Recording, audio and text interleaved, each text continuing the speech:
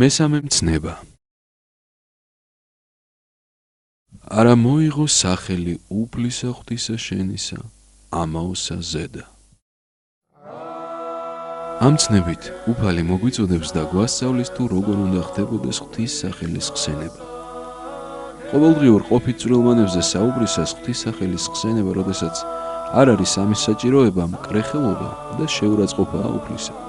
ისევე როგორც მძიმე ცოდვა, სახალისო, სახუმარო, არასერიოზული საუბრისას ხსენება ღვთის სახელისა.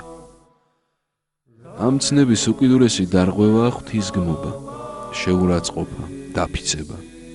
რამდენად შეგნებულადაც არის ეს ნათქვამი, მით უფრო მძიმე მდგომარეობაში იგდებს ადამიანის საკუთარ თავს. უფლის სახელი განსაკუთრებული მოწიწებით უნდა მოვიხსენოთ ლოცვის დროს, სამადლობელ ლოცვებში, სადიდებელ საგალობლებში. ვინც ეკლესიური წესით ცხოვრობს, მან იცის უფალთან ურთიერთობა და განსაკუთრებული მოწიწებით, სიყვარულითა და პატივისცემით იხსენიებს უფლის სახელს და ასე გამოხატავს თავის დამოკიდებულებას ყოვლის შემოქმედთან. ღვთის სახელის მოხსენება ხდება ღვთისმეტყველებით საუბრებში, როდესაც ხდება განმარტება და ქადაგება ღვთის სიტყვისა, ასევე სახარების ან საფრთხოს ჯულზე საუბრისას. უკიდურესი აუცილებლობის გარეშე ნუ მოვიხსენებთ ღვთის სახელს. მით უფრო მაშინ, როდესაც გავრაზებული და განრისხებული ვართ. დაუშვებელია ღვთის სახელით დამუქრება. უფლისადმი მიმართვა, რომ დასაჯოს და ბოროტება შეამთხვიოს ვისმე. ეს უმძიმესი ცოდვაა. ამის ჩანგენზე რჯულის კანონით მძიმე სასჯელია განკუთვნილი. მესამე მცნება ფიცთან არის დაკავშირებული. ფიცის შესახებ თავად მაცხოვრი გვასწავლის. ხოლო მე გეუბნებით თქვენ, ნუ დაიფიცებთ სრულიად, ნურც ცას, რადგან ტახტია ღვთისა, ნურც ქვეყანას, რადგან კვარცხლბეკია მის ფერხთა, ნურც იერუსალიმს, რადგან ქალაქია დიდი მეუფისა, ნურც შენს თავს დაიფიცებ, რადგან არ შეგიძლიათ მის ერთი ღერის გათეთრება ან გაშავება. არამედ იყოს თქვენი სიტყვა ჰო, ჰო და არა, არა. ხოლო ამაზე მეტი უკეთურისაგან არის.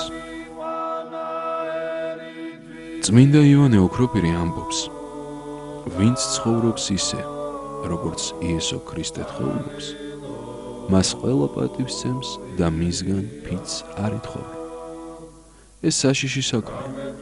სახური ვერ ბედავს თავისი ბატონის სახელის ხსენებას საჭიროების გარეშე. ჩვენ კი ანგელოზთა მეუფის სახელს მეტად მოურიდებლად წარმოვთქვამთ. ქრისტე ისე გვიფრთხილდება, რომ გვიგრძელავს საკუთარი თავის დაფიცებასაც კი. ჩვენ კი იქამდე არ ვინდობთ ღვთის დიდებას, რომ ყველაფერში გვინდა ის გამოვიყენოთ. როგორი სითამამე და კადნიერება. შენ რომ არასოდეს გეცრუა, უბრალოდ რომ გენიშნებინა, უფრო მეტად დაიჯერებდნენ ვიდრე იმათ 1000 ფიცს რომ სდებენ. არის შემთხვევა, როდესაც დაფიცება კაცთა საზოგადო საქმეს და საღვთო სიტყვას ემსახურება. აქედან გამომდინარე სახელმწიფო სამსახურში დაშვებულია ფიცის დადება. მაგალითად, პრეზიდენტის მიერ სახარებაზე ან კონსტიტუციაზე ფიცის დადება, რომ სამშობლოს და ღვთისერთგული იქნება.